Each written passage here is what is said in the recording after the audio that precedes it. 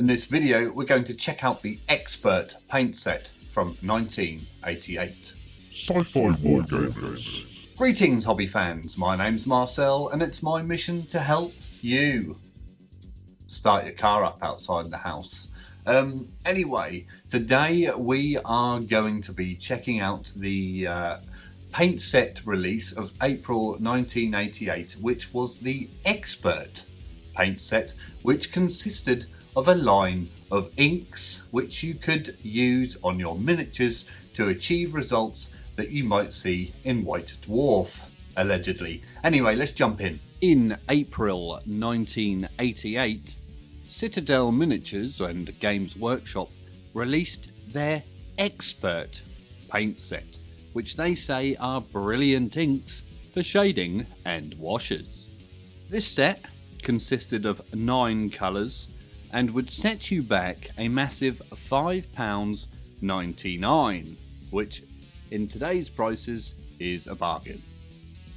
Now, first off, I have to say, whenever I see the cover of this box, it really fills me full of marvellous and fantastic nostalgia vibes. The colours and the artwork of these old painting set boxes really are fantastic, and just looking at this Expert paint set box makes me wonder if it would be possible to make a poster of it. So that might be something I have to look at in the future. I think it looks beautiful. I don't know who the artist is of these original paintings. If someone could tell me, then please let me know. So Citadel say the Citadel Expert paint set is designed to complement the Citadel colour range of acrylic paints. They can be used by expert painters, and we'll get to that later, to give that special Citadel look that you see in the pages of White Dwarf, or by the beginner. Only a moment ago they said for use by experts, a beginner to make a simple paint job look really special. It's used over a base coat of Citadel colour, and a wash can pick out detail and add depth, while a glaze gives a richer and more brilliant finish. So I think these ink washes were brought in as a way to standardise washes, as before then everyone was using various acrylic paints and inks with varying degrees of water saturation and a bit of fairy liquid here and there, trying out different mixes, and you might get a bit of a random result. So this is Citadel's first step into making a off-the-shelf solution for your washers, so you wouldn't have to DIY them anymore. And look where we've come to. We've come from these washers all the way to our current range of washers, which are now called shades.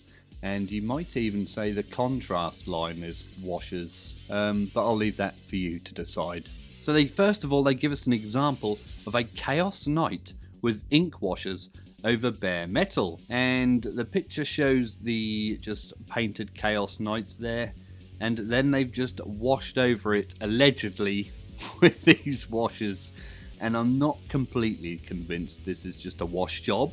Just looking at those axe heads there, it looks like a little bit more effort than just a random wash has gone in, but we kind of get the message there. And then they show us a skeleton. So they begin with a plastic skeleton with a white undercoat, and then they give it an ink wash.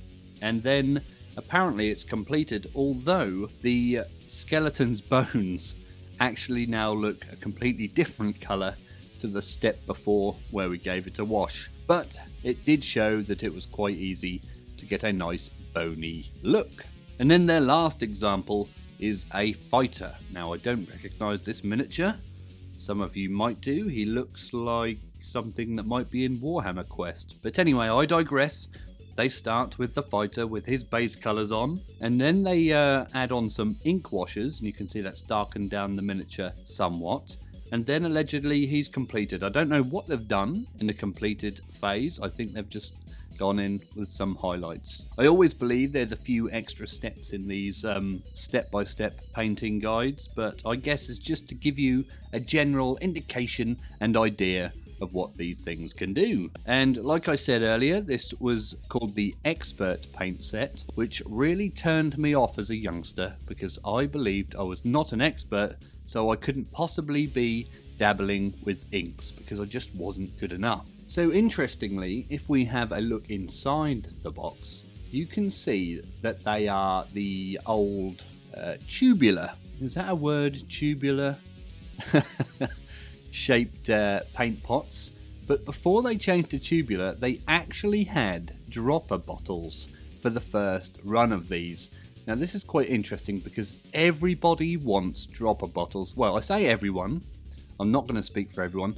A lot of people want Games Workshop to switch their paints to dropper bottles because everything is drying out immediately and they're just so much easier to use. But we can see here that they did actually use dropper bottles to begin with, so it's not like they can't do it. Anyway, so the weird thing is I see these old paint pots and they make my stomach turn upside down because they just look so damn good. Look at that foil and silver label there and that proper 80s logo design work on those. I think they look fantastic and now I want to get my hands on some just to put on a shelf. Anyway, the first inks that they supplied you with, or the specially formulated range of inks, the first one was a red, which was apparently used for shading red tunics and banners, etc., and subtle shading on flesh and maybe even chaos armor. The second colour was orange, which you could use to enrich your colours, even red cloth, and neutral coloured cloths, fur, leather and wood. The third ink was yellow, to glaze reds and greens, and also paint tunics, banners, orc flesh and dragon skin, used for brilliance and depth of colour. The next colour was green, which was again used to shade and glaze orc or monster flesh, also to be used on tunics, chaos armor and even bases with this one. Next up was blue. This was just to be used on tunics and banners for an example, and dragon skin, which is interesting. I'd like to paint a blue dragon one day. Next up, purple, again for tunics, banners, chaos armor and flesh shading, which is interesting, on red and zombie flesh to give you that sort of undead pallor. Next up was brown, not to be confused with the following ink, but this one is just brown, used for shading tunics, flesh, equipment, fur and weathering and rust effects, which is interesting, a bit of weathering here, and skeletons, obviously. Now, the next one I think a lot of people remember because this one is one of the legends of the Citadel paint lines over the years, and that's chestnut brown, or chestnut ink as people called it, which is to be used for the before mentioned brown uses, but now with a richer and warmer tone, good for fur and beasts such as horses. I myself always used it to shade my gold back in the day, long before I moved on to the newer gold shades. I don't know what happened to my chestnut inks. I don't think they actually ran out. I'm going to have a dig through and see if I can find those. And lastly, the 9th ink was black, which was used for steel armor and equipment, and also black lining, remember that, and detailing. So there you have it. Did you ever buy that old paint set? I think for £6 it was an absolute bargain. Although back in 1988, £6 is worth what? 300 quid? Maybe £12, something like that, which is potentially still cheaper than what they are today. I also remember those paint pots being a lot bigger. Actually, I might have one. Here we go. That's from the same time period. Citadel colour, blue-grey. And these were 20 millilitres. And if I take a current one, the Fiston Red, these are 12 millilitres. So these old ones actually contain twice as much paint. Very interesting. What do you think of that? Anyway, did you have this paint set? Did you consider yourself an expert painter? Did you become an expert painter when using them? Please let me know in the comments below. If you enjoy the content on this channel and you'd like to support it, then please consider joining the Patreon, the link to which is in the description below. And if you do, I will love you forever. If you want to see some more Oldhammer videos, then check out the playlist up here somewhere. Please don't forget to like and subscribe. That means you, Vicky. As always, thank you very much for watching, and always remember to drill your barrels.